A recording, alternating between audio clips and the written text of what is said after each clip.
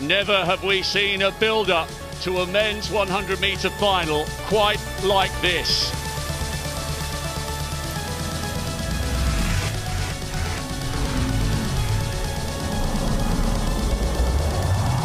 What a backdrop, what a stage, and what an occasion.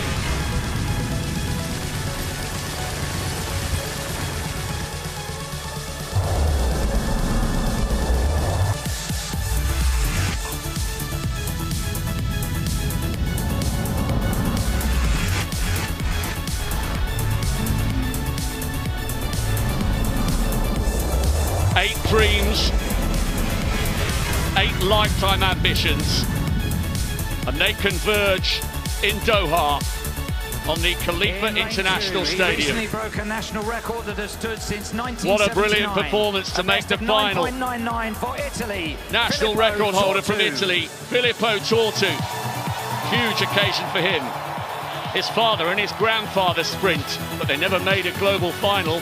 He has. In lane 9, 3 times the national On the outside, Aaron Brown, Commonwealth silver medalist last year, 3 times, a multiple national champion over 100 and 200 metres for Canada.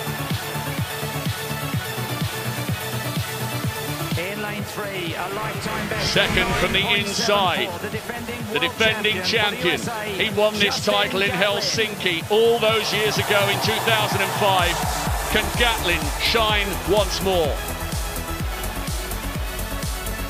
In lane 8, second from the outside, the world champion in Daegu in 2011, Johan Blake, the second fastest man in history. In lane 4, the world indoor record holder, the silver It's a rock star introduction for the man who so far this season has conquered all. Christian Coleman, can he deliver now when the spotlight really is on him? In lane 7 with a lifetime best of 9.91. He started off representing Anguilla. Now he flies the flag for Great Britain. Great qualification from the European champion Zarnell Hughes.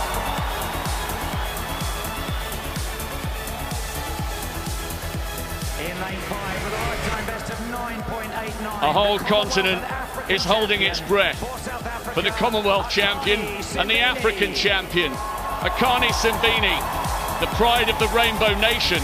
He will be tonight if he upsets the form and beats Coleman. He was brilliant in the semi-finals. 9.91, 3 medals from the Rio Olympic Games, winner of the semi-final. In lane 6, right back to form, right back to fitness. Canada's multiple global medalist, Andre de Grasse.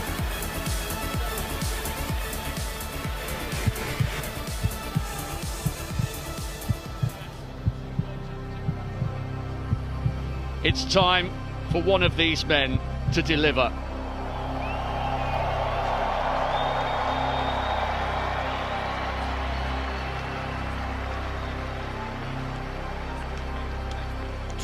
Filippo Tortu, Justin Gatlin, Christian Coleman, Akani Simbini, Andre de Grasse, Zarnell Hughes, Johan Blake, Aaron Brown. Saturday, the 28th of September, 2019. This is the men's 100-metre World Championship final. One of these men is 10 seconds away from a piece of sporting history.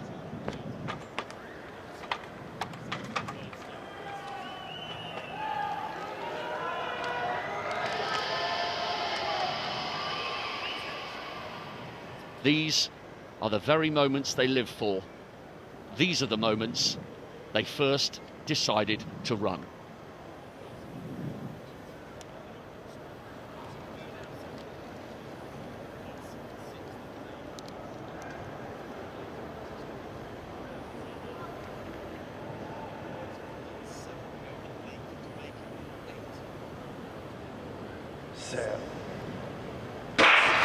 We are away first time. Coleman got a solid start, but not a spectacular one, but he's into his running now. Gatlin's trying to go with him, but it's going to be Coleman's night here in the night sky of Doha. He's in a class of his own. And at last, Christian Coleman has the title missing from his CV. He's done it, and in a massive, massive time. 9.76. Gatlin got the silver. De Grasse took the bronze. It was a great, great effort from Justin Gatlin, but it was not to be under the most enormous pressure. Having dominated the sport for 3 years, he finally can call himself the world outdoor champion, and he will never forget the night that he lit up the sky in Doha.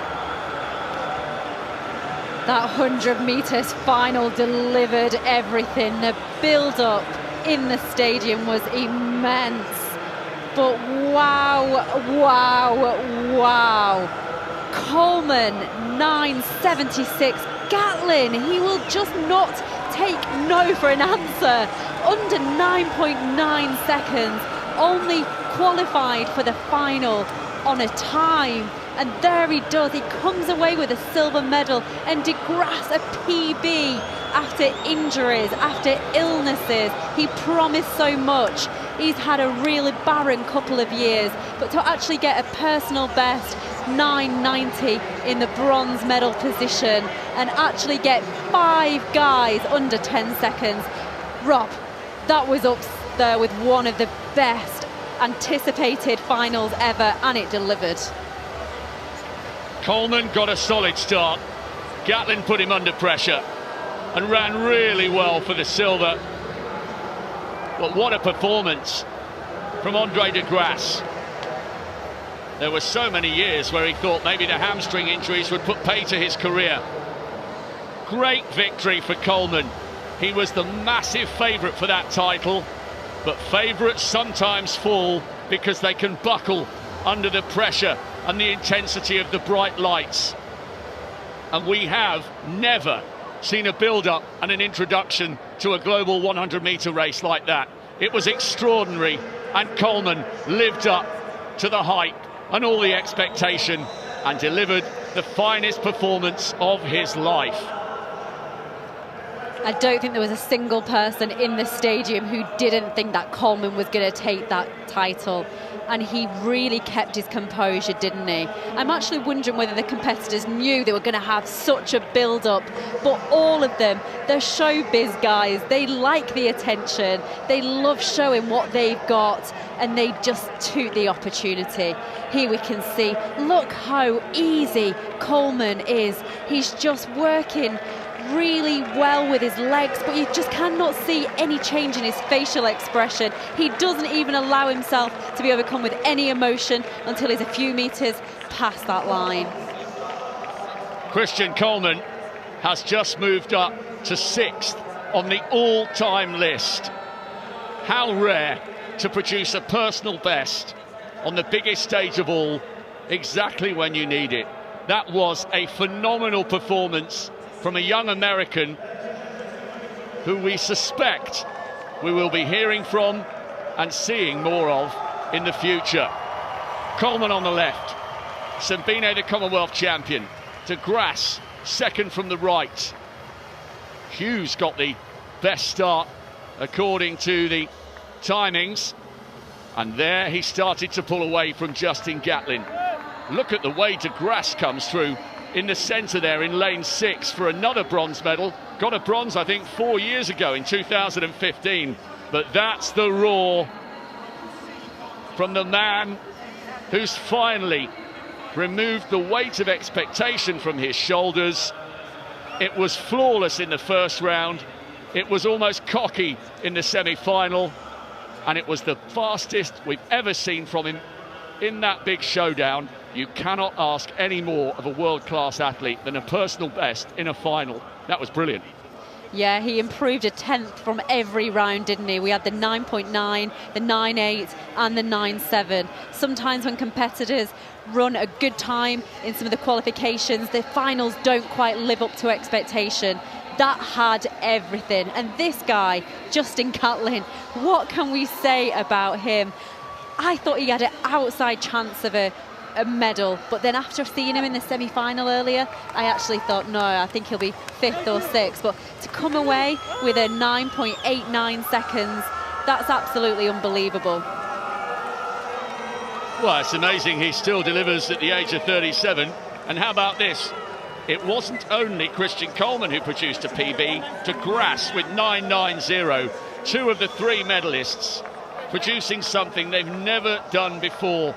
We almost got used to seeing those in the glory days of Usain Bolt, but it's so rare for someone to produce a personal best in such an explosive event where your nerves are jangling. And Coleman has just produced something marvellous there. Absolutely incredible from Coleman. I still can't believe the build-up to that race. It was, talk about putting the hairs on the back of your neck to attention. And what lovely photos for the De Grasse family album looking forward. I rather suspect this will mean a lot more than the previous bronze medal he won. De Grasse, 4th from the bottom of your screen here, he's miles down. And then all of a sudden, wins that battle with Simbine. I was really impressed with Gatlin. He made Christian Coleman work very hard for that, but there was no way he could live with 9.76. That was just phenomenal from Coleman. Speed of his leg turnovers, amazing.